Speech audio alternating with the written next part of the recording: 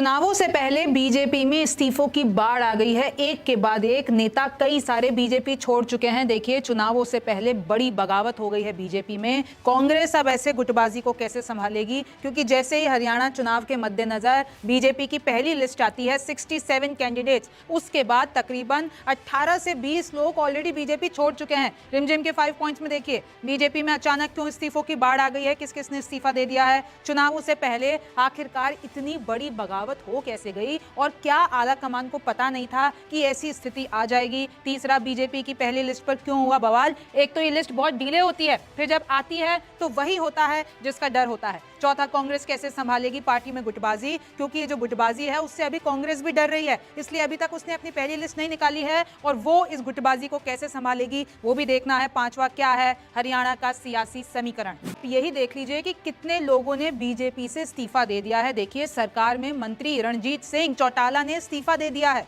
बोला है रानिया विधानसभा सीट से निर्दलीय चुनाव लड़ेंगे। फिर देखिए, देश की चौथी सबसे अमीर महिला की बीजेपी से बगावत हो गई है और जैसे ही उनका टिकट कटता है तो सावित्री जिंदल, आपने सुना होगा जिंदल स्टील्स, तो उनकी जो ये चेयरपर्सन है सावित्री जिंदल, उन्होंने निर्दलीय लड़ने का ऐलान कर दिया है और ये भी बोला है कि मैं तो कभी बीजेपी की सदस्य थी नहीं। हिसार भाजपा सांसद नवीन जिंदल की ये मां है, यानी जो इस वक्त भाजपा में मंत्री सांसद हैं, देखिए नवीन जिंदल उनकी मां है, उन्होंने पार्टी छोड़ दी है। जिंदल समूह की चेयरपर्सन सावित्री तकरीबन 3 लाख करोड़ की मालकिन है। मुकाबला इनका अब किससे होगा? भाजपा के मंत्री डॉक्टर कमल गुप्ता से होगा। और क्यों, मैं आपको बता दूं कि इस जो पूरी जो ये सीट है उस पे कैसे कमल गुप्ता को टिकट दे दी गई और सावित्री जिंदल का काट दिया गया, क्योंकि इनका लिंक आरएसएस से था कमल गुप्ता के साथ। कारण यह है कि मनोहर लाल ने इनका नाम आगे बढ़ाया और सावित्री जिंदल का नाम हटवा दिया, जिससे इनको लग रहा था, मनोहर लाल को लग रहा था कि गलत मैसेज ना चला जाए कि आप जो है आरएसएस से जुड़े हुए जो लोग हैं उनको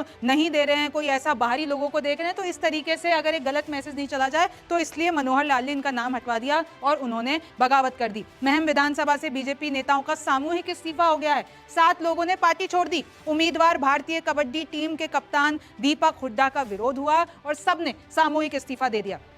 टिकट कटने के बाद रतिया के एमएलए लक्ष्मण नापा का भी इस्तीफा हो गया है, क्योंकि कहीं ना कहीं वो टिकट की एक्सपेक्टेशन लगाए बैठे थे और इन्होंने तो ऐलान भी कर दिया है निर्दलीय नहीं, कांग्रेस पार्टी ज्वाइन करूंगा। जजपा छोड़कर आए पूर्व विधायक अनूप धानक को भी टिकट से बवाल हो गया है कि दिक्कत यही है कि बीजेपी बाहरी को दे रही है, यानी जो नए नए ताजा अपनी पार्टियां छोड़कर आए हैं, चाहे कांग्रेस हो, जेजेपी हो या दूसरी पार्टियां हो, उसको भाजपा टिकट दे रही है और जो उनके खुद के नेता हैं उनको दरकिनार कर दे रही है। देखिए, और मैं कुछ नाम ले लेती हूँ, छोटे मोटे जितने भी नेता हैं, जैसे सीमा गेबूपुर, शमशेर गिल, तरुण जैन, जिला पार्षद महेंद्र दर्शन गिरी, ये जितने भी हैं, और इनके अलावा भी कई और पार्टी छोड़ चुके हैं। पूर्व कैबिनेट मंत्री कविता जैन रोने लगी उनको टिकट नहीं मिला तो, कार्यकर्ताओं से कहती है, बैठक बुलाती हैं कि अब आगे क्या किया जाए, और देखिए ऐसी नाराजगी में ऐसा हो सकता है कि ये भी निर्दलीय चुनाव लड़ेंगी। पूर्व मंत्री कर्णदेव कंबोज का इस्तीफा। इंद्री विधानसभा से बीजेपी ने राम कुमार कश्यप का ये विरोध हो रहा है। किसान मोर्चा के अध्यक्ष सुखविंदर श्योरान का इस्तीफा हो गया है। देखिए, भवानी खेड़ा वो सीट है। विधानसभा चुनाव प्रभारी अमित जैन का इस्तीफा हो गया है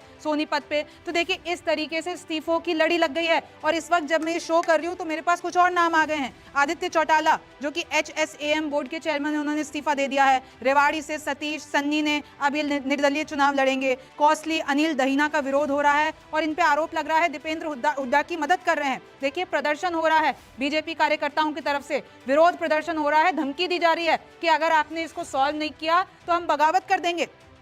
देखिए, राव इंद्रजीत की बेटी, जो बेटी है आरती राव, उन पे विरोध हो रहा है कि उनको टिकट क्यों दी गई है और वहां के जो नेता हैं कुलदीप यादव, उनका समर्थन चल रहा है। तो देखिए, बीजेपी ये पहली लिस्ट निकाल के कितने मुश्किलों में पड़ गई है। कम से कम 20 से ज्यादा लोगों ने इस वक्त, नेताओं ने इस्तीफा दे दिया है और अभी और आगे हो सकते हैं। दूसरा, आपको यही जानना है कि इतनी बड़ी बगावत आखिरकार हो कैसे गई। तो देखिए, 4 अगस्त को शाम का करीब वक्त था, बुधवार का, 67 बीजेपी कैंडिडेट्स की लिस्ट जारी होती है और इन्होंने 9 मौजूदा विधायकों को जगह नहीं दी है। लिस्ट आते ही पार्टी में बगावत शुरू हो गई। कहीं ना कहीं डीले भी इसलिए हो रही थी क्योंकि आपस में नेता मान नहीं रहे थे। इतनी बैठकें हुई, उसके बाद जब एक जंबो लिस्ट आती है तो देखिए इस्तीफों की बाढ़ आ गई है। पदाधिकारियों ने सोशल मीडिया पर इस्तीफा दे दिया, यानी सोशल मीडिया पर पोस्ट कर करके बोला कि अलविदा, बाय बाय बीजेपी, आप लोग विचारधारा के साथ खिलवाड़ कर रहे हो, दल बदलुओं को टिकट देने से पुराने नेता नाराज हैं। ये मैं आपको पहले ही बता चुकी हूं कि बीजेपी के लोगों को यही दिक्कत है कि जो दूसरी पार्टी से आ रहा है,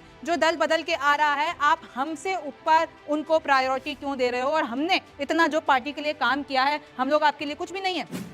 अब तीसरे पॉइंट पे आ जाते हैं कि बीजेपी की पहली लिस्ट पर आखिरकार इतना बवाल क्यों हो गया है। सबसे पहले तो विपक्ष भी आरोप लगा रहा है कि बीजेपी ने परिवारवाद को बढ़ावा दिया है। ये सबसे पहले आप तस्वीर देखिए कि कैसे 5 पुत्र और पुत्रियों को टिकट दिए गए हैं। जैसा कि आप देख सकते हैं, कुलदीप बिश्नोई के बेटे भव्य बिश्नोई को टिकट मिल चुका है, राव इंद्रजीत की बेटी आरती राव को टिकट मिल चुका है, किरण चौधरी की बेटी श्रुति चौधरी को टिकट मिल चुका है, करतार भड़ाना के बेटे मनमोहन भड़ाना को टिकट मिल चुका है और सतपाल सांगवान के बेटे सुनील सांगवान को भी टिकट मिल चुका है।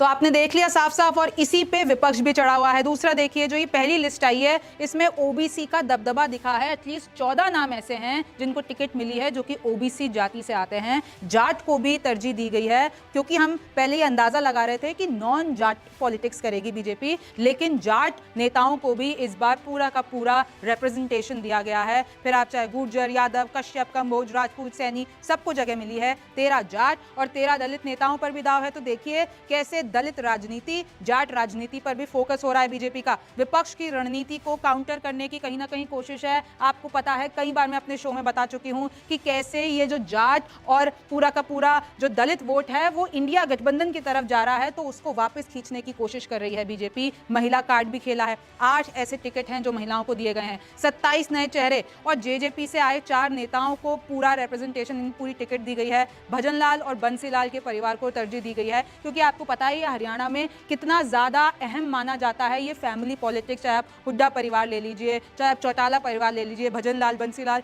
तो इन सबको परिवार के हिसाब से तरजीह दी गई है। सीएम नायाब सिंह सैनी करनाल से नहीं बल्कि लाडवा से चुनाव लड़ेंगे, उनकी सीट बदल दी गई है। और इस पे भी कांग्रेस तंज कस रही है कि कहीं ना कहीं उन्होंने जो ये करनाल सीट है वो कांग्रेस के दबाव में, यानी विपक्ष के दबाव में आके छोड़ दी है। भाजपा ने करनाल से जगमोहन आनंद को प्रत्याशी बनाया है। 17 विधायकों और 8 मंत्रियों पर फिर से भरोसा जताया है बीजेपी ने। फिर देखिए, अंबाला कैंट सीट से अनिल विज को टिकट दिया गया है। अब मैं आपको बता देती हूँ, ये जो 90 विधानसभा है उसमें से 67 तो फाइनल कर दिए हैं बीजेपी ने। 22 सीटों पर अभी भी जंग जारी है। इस्तीफे में जो भी जितने भी नेता छोड़ के जा रहे हैं वो ये कह रहे हैं कि बीजेपी विचारधारा के साथ खिलवाड़ कर रही है, धोखा हो रहा है, भाजपा दगाबाजों को इनाम दे रही है। जो अब तक पूरा का पूरा कहते थे, नुकसान पहुंचाते थे हमारी पार्टी को, अब उनको टिकट देकर उनको इनाम दिया जा रहा है। विरोधी एक शाम पहले आते हैं और टिकट पा जाते हैं, और जो इतने सालों से उस पार्टी के लिए काम कर रहे हैं उनको कुछ नहीं मिलता है। चौथा देखिए, अब ऐसा ही कुछ कांग्रेस में भी होने वाला है, क्योंकि उधर भी हमें गुटबाजी देखने को मिल रही है। तो सवाल यह है कि कांग्रेस कैसे संभालेगी पार्टी में गुटबाजी। देखिए, हरियाणा कांग्रेस की अभी तक लिस्ट नहीं आई है, पहली सूची नहीं आई है, लेकिन अगर मैं आपको सूत्रों के हवाले से खबर बताती हूँ, 66 नामों पे पूरी की पूरी मुहर लग चुकी है, लेकिन 24 सीटों पर पूरी बात अटक रही है। उसके लिए एक कमेटी बनाई गई है। मैं आपको बता देती हूँ, हुड्डा, शैलजा और सुरजेवाला से 1 to 1 बात करके फैसला होगा, और इस बात का फैसला होगा कि सीएम रेस, आपको पता है गुटबाजी तो इसी के चक्कर में है ना, सीएम कौन बनेगा अगर हम जीत जाते हैं तो। हरियाणा में कांग्रेस उम्मीदवारों की सूची अभी होल्ड पे डाल दी गई है। बाबरिया का कहना है कि 1-2 दिन आपको अभी और इंतजार करना पड़ सकता है। क्योंकि इसमें क्यों देरी हो रही है? आम आदमी पार्टी, आपको मैंने अभी पहले ही शो करके बताया था, राहुल गांधी चाहते हैं आम आदमी पार्टी के साथ गठबंधन हो जाए ताकि बीजेपी को हराने के लिए हमें और ताकत मिले। लेकिन वहां के लोकल नेताओं ये नहीं चाहते हैं कि आम आदमी पार्टी और कांग्रेस का गठबंधन हो, और उनके बीच में लड़ाई भी रहती है। तो इस चीज को सॉल्व करने के लिए कांग्रेस को थोड़ी देरी लग रही है, क्योंकि जो सीट फॉर्मूला होगा, आम आदमी पार्टी चाहती है ज्यादा सीटें, लेकिन कांग्रेस चाहती है कि वो लोग ज्यादा सीटें डिजर्व ही नहीं करते हैं। तो इस पर बात अटक रही है। सीट शेयरिंग फॉर्मूला अभी तैयार नहीं है। बीजेपी की हालत देख कांग्रेस बचना चाह रही है। देख लीजिए बीजेपी के साथ क्या हुआ। जैसे ही लिस्ट आती है इस्तीफों की, आप देखिए बाढ़ आ जाती है। अभी मैंने आपको नाम गिनवा दिए हैं, और अगर ऐसा ही कांग्रेस में हो गया तो कांग्रेस को भी इसी बात का डर है कि वो फूक फूक के कदम रख रही है। कुमारी शैलजा, रणदीप सुरजेवाला की टिकटों पर अभी फैसला नहीं हुआ है, क्योंकि मैंने आपको जैसे कि बता दिया है कि अभी ये 4 लोग सीएम रेस में हैं। उनके नाम मैं आपको आगे बताऊंगी। रेसलर विनेश बजरंग राहुल गांधी से मिले हैं। ये तस्वीर देखिए जो साथ में चला रही हूं, क्योंकि अब इससे यही अंदाजा लगाया जा रहा है